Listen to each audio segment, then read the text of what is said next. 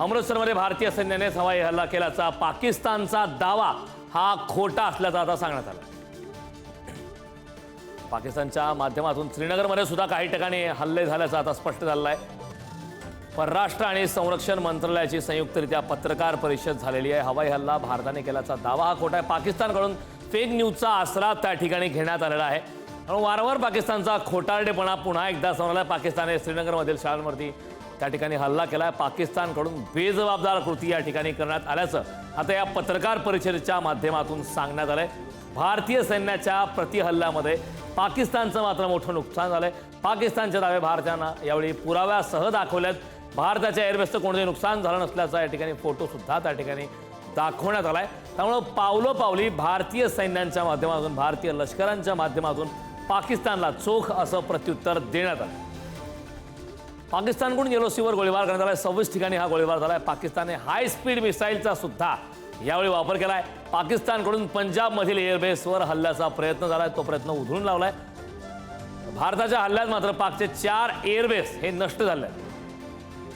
पाकिस्तानकडून खरं तर एलओसीवरती जोरदार गोळीबार करण्यात आलाय। 26 ठिकाणी घुसखोरीचा प्रयत्न झालाय। पाकिस्तानने या दरम्यान हाय स्पीड मिसाईलचा वापर केलेला आहे। परराष्ट्र आणि संरक्षण मंत्रालयाची पत्रकार परिषद आहे। पाकिस्तानकडून पंजाबमधील एअरबेसवर हल्ल्याचा प्रयत्न आहे। भारताच्या हल्ल्यात मात्र पाकचे 4 एअरबेस हे नष्ट झालेले आहेत। पाकिस्तानचा खोटारडेपणा आता पुन्हा एकदा समोर आलेला आहे। पाकच्या 4 एअरबेसवर भारताने हल्ले केलेले आहेत। पाकिस्तानने हाय स्पीड मिसाईलचा वापर केला आहे। पाकिस्तानकडून पंजाबमधील एअरबेसवर हल्ल्याचा प्रयत्न झाला, मात्र तो प्रयत्न भारतीय सैन्याने धुडकावून लावला आहे। पत्रकार परिषदेमध्ये अत्यंत महत्त्वाची माहिती मिळाली। यावेळी पुराव्यासहित महत्त्वाचे दृश्य सुद्धा दाखवण्यात आले। पाकिस्तानकडून पंजाबमधील एअरबेसवर हल्ल्याचा प्रयत्न करण्यात आला आणि त्या ठिकाणी हा प्रयत्न धुडकावून लावला। भारताच्या हल्ल्यात मात्र पाकिस्तानचे 6 एअरबेस हे नष्ट झाले आहेत। पाकिस्तानकडून एलओसीवरती अंधाधुंद असा गोळीबार करण्यात आला। खरं तर पहलगाम हल्ला झाला आणि त्यानंतर 15 दिवस जवळपास उलटत आहेत। 15 दिवसापासून खरं तर पाकिस्तानकडून दररोज एलओसीवरती अंधाधुंद पद्धतीनं गोळीबार सुरू आहे। त्याला प्रत्येक वेळी चोख असं प्रत्युत्तर भारतीयांच्या सैन्याने दिलेलं आहे। मात्र पाकिस्तानकडून एलओसीवरती काल पुन्हा गोळीबार झाला। एकंदरीत 26 ठिकाणी हल्ला करण्याचा प्रयत्न झाला आहे। यावेळी विशेष म्हणजे पाकिस्तानने हाय स्पीड मिसाईलचा सुद्धा वापर केला आहे, मात्र ते सुद्धा हल्ला भारताने हल्ल्याचा प्रयत्न धुडकावून लावला आहे। पाकिस्तानचे अयशस्वी प्रयत्न दररोज सुरू आहेत। काल जशी संध्याकाळ झाली, अंधार पडला, त्यावेळी पूंछ असेल, राजौरी असेल, जम्मू काश्मीरचा काही महत्त्वाचा भाग, पंजाब या ठिकाणी पाकिस्तानच्या माध्यमातून हल्ल्याचा प्रयत्न झाला। या संदर्भात परराष्ट्र आणि संरक्षण मंत्रालयाची संयुक्त पत्रकार परिषद झाली। या पत्रकार परिषदेच्या माध्यमातून ही महत्त्वाची माहिती समोर आलेली आहे। अनेक महत्त्वाचे दृश्य सुद्धा दाखवण्यात आले। पाकिस्तानचा खोटारडा चेहरा पुन्हा एकदा समोर आलाय। पुराव्यासहित यावेळी काही महत्त्वाची माहिती या पत्रकार परिषदेच्या माध्यमातून देण्यात आली आहे। अद्याप बैठकांचं सत्र सुरू आहे। राष्ट्रीय सुरक्षा सल्लागार अजित डोवाल यांची महत्त्वाची पत्रकार परिषद झाली आहे। पंतप्रधान नरेंद्र मोदी यांच्यासोबत अजित डोवाल यांची चर्चा झाली आहे, बैठक झाली आहे। तर परराष्ट्र आणि संरक्षण मंत्रालयाची पत्रकार परिषद झाली आहे। सकाळपासून आपण पाहतोय बैठकांचा धडाका सुरू आहे। संरक्षण मंत्री राजनाथ सिंह यांनी सुद्धा यावेळी लष्कर प्रमुखांसोबत बैठक घेतलेली आहे।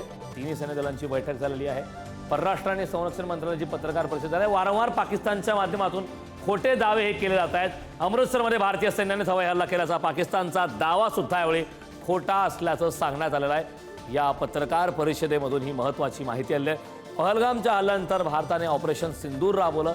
राष्ट्रीय सुरक्षा सल्लागार अजित डोवाल यांच्या नेतृत्वामध्ये हा ऑपरेशन राबवण्यात आला। यशस्वीरित्या हे ऑपरेशन राबवण्यात आलं। सुरुवातीला पाकिस्तानमधील महत्त्वाचे असे जे 9 दहशतवादी तळ आहेत, दहशतवाद्यांचे अड्डे आहेत, ते उद्ध्वस्त करण्यात आले। मात्र त्यानंतर पाकिस्तानच्या माध्यमातून वारंवार भारतावरती हल्ल्याचा प्रयत्न करण्यात आला। अनेक शहरं टार्गेट करण्यात आले। विशेषतः भारतातील 4 प्रमुख राज्यांवरती हल्ला करण्याचा प्रयत्न झाला। त्यामध्ये जम्मू काश्मीर आहे, पंजाब आहे, राजस्थान आणि गुजरात या 4 राज्यांमध्ये हल्ला करण्याचा पाकिस्तानने प्रयत्न केला। त्या प्रकारच्या ड्रोनचा उपयोग केला जातोय।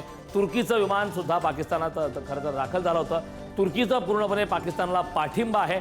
एकीकडे आपण पाहतोय पाकिस्तानची तिहेरी कोंडी होते। त्याचं मुख्य कारण म्हणजे आपण पाहतोय की बलुचिस्तानने सुद्धा या संधीचा फायदा घेत पाकिस्तानवरती आक्रमकरित्या कारवाई केली।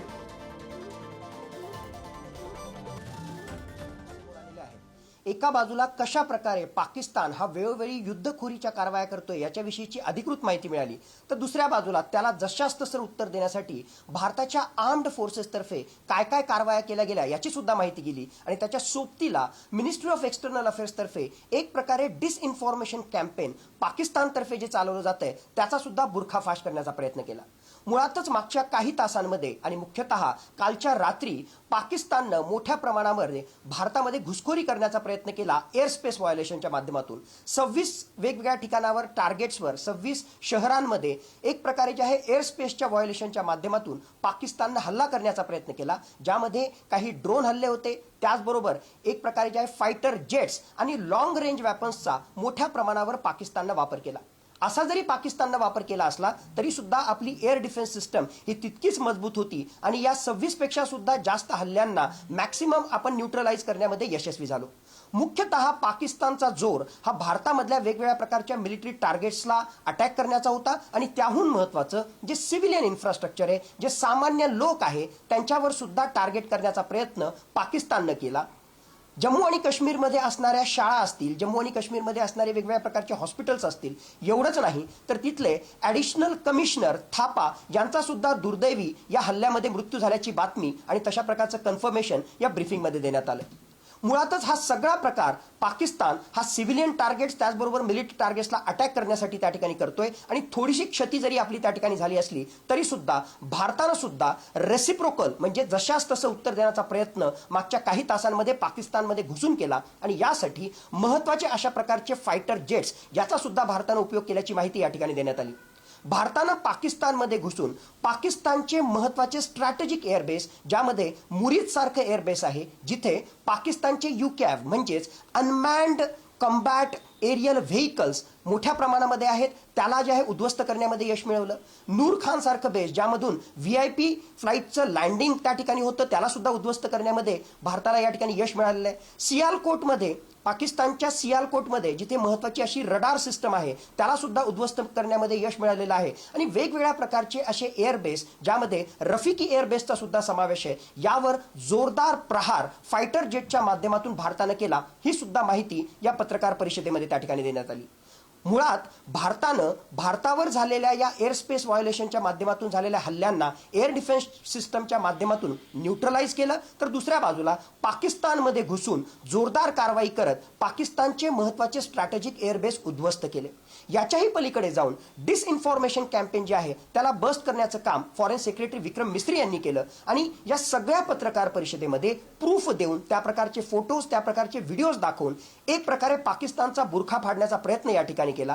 पाकिस्तान ज्या प्रकारचा दावा पाकिस्तानी मीडियामध्ये होतोय की भारताचं जे आहे एअरफोर्स स्टेशन सुरतगड असो किंवा भारतामधलं जे आहे आदमपूर त्या ठिकाणचं स्टेशन असो, एवढंच नाही तर नगरोटामध्ये असणारं ब्रह्मोस मिसाईलशी संबंधित स्टोरेज हे सुद्धा उद्ध्वस्त केल्याच्या खोट्या बातम्या पसरवल्या जात आहेत, त्याचं जे आहे खंडन या पत्रकार परिषदेमध्ये त्या ठिकाणी केलं. एवढंच नाही तर पाकिस्तानवर हा पण आरोप केला की वेळोवेळी पाकिस्तान सिव्हिल डिफेन्सचा किंवा सिव्हिल एअरलाइन्सचा कमर्शियल जे एरोप्लेन्स आहेत त्याचा वापर करून ड्रोन्सच्या माध्यमातून भारतावर कशा प्रकारे कुरघोडी करण्याचा प्रयत्न करतोय. लाहोर बेसवर एअर स्पेस बंद न करता त्याने ज्या प्रकारे त्या ठिकाणी कमर्शियल एअरलाइन्स सुद्धा सुरू ठेवलेले आहेत आणि एक प्रकारे या कमर्शियल एअरलाइन्सला शील्ड बनवून तो भारताविरुद्ध कुरघोडी करण्याचा प्रयत्न करतोय. आंतरराष्ट्रीय मानकांचं आंतरराष्ट्रीय नियमांचं एक प्रकारे हे उल्लंघन आहे. भारताने सगळे वेगवेगळ्या प्रकारचे प्रूफ या पत्रकार परिषदेच्या माध्यमातून दिलेले आहे आणि सर्वात महत्त्वाची गोष्ट म्हणजे या सगळ्या कारवाया पाकिस्तान करतोय आणि याच्याही पुढे तो आणखीन रिटॅलिएट करेल अशा प्रकारची शक्यता आहे. कारण मोठ्या प्रमाणावर पाकिस्तान आपलं सैन्य फॉरवर्ड लोकेशन्सकडे त्या ठिकाणी घेऊन जातंय. याच्या माध्यमातून फक्त एअरफोर्सच्या माध्यमातूनच UCAV म्हणजेच अनमॅन्ड कॉम्बॅट एरियल व्हेकल्स